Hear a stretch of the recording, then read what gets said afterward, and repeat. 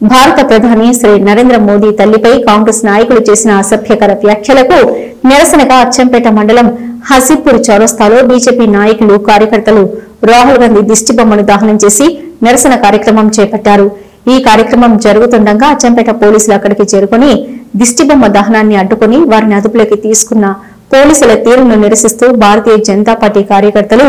రోడ్డుపై బైఠాయించి నిరసన తెలిపారు। కాంగ్రెస్ నాయకులు చేసిన వ్యాఖ్యలు యావత్ భారతదేశంలోని మహిళలకు గౌరవం లేకుండా పోతుందని,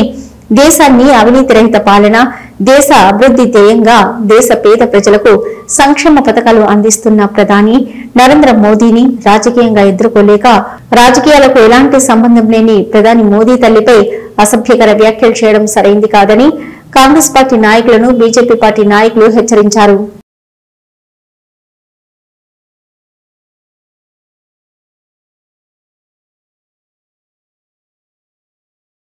Tallini avamaninచిన రాహుల్ గాంధీ